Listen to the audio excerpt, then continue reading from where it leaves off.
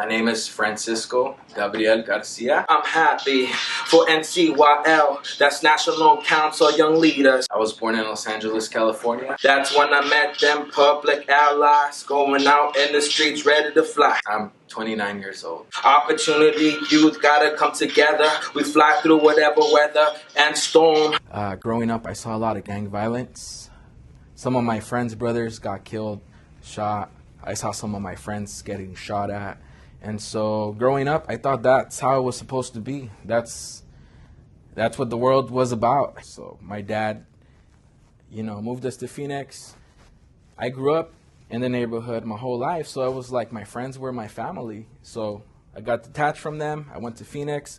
I didn't really know anybody, so I was depressed. I thought I was going crazy. So I started getting into graffiti, into the hip hop culture. I grew up poor, and the kids used to make fun of me because I had like old clothes or shoes that weren't of brand. And so I started working selling chocolates, trying to make my own money so I could provide for myself because my family didn't really have a lot. I eventually got into some fights. I got jumped. I went to jail twice. I was headed in a negative direction. I was getting kicked out of different high schools.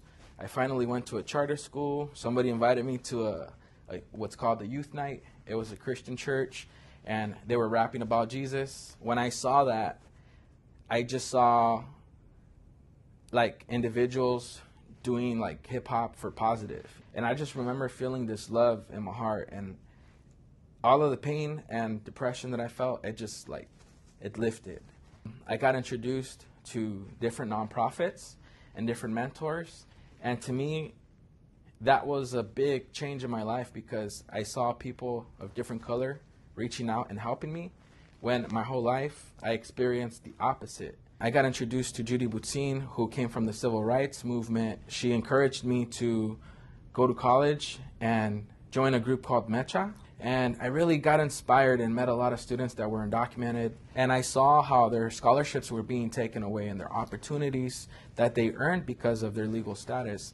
So that really moved me, and I started to explore my identity, and I started to realize that I have indigenous blood and I embrace it. And our society, even today, even in educational institutions, the educators are silencing the youth's voice. And this needs to stop. That's why I'm here with the National Council of Young Leaders, to be the voice for those people. I think that when you allow people to do their purpose in life and they find their purpose, man, the whole world will change. I feel very honored and happy to be part of National Council of Young Leaders and Opportunity Youth United movement. For me, the National Council of Young Leaders has become like a family. It is a family to me. And even moving to California, I didn't have the support of a family. I was on my own. The National Council of Young Leaders was there. Just really engaging us and listening to our voice and, our passions. And that to me was very empowering. They're about the youth. They're about the movement. They want positive change, and they want to build leaders so that we can give back.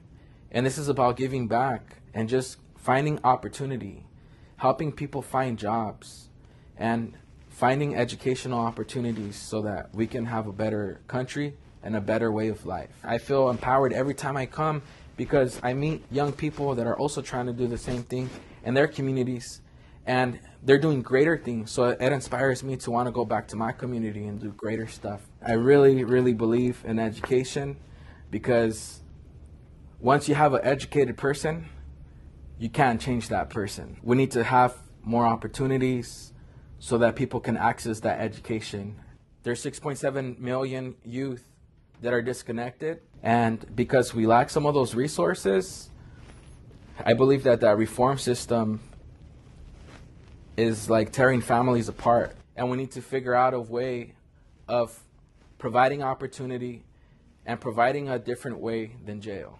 I want to inspire every single person out there that's young. If nobody has ever told you this, you have a purpose in this life, and you are called for greatness. We need to be an example onto the youth and onto the next generation, and you're the person that's going to make the change.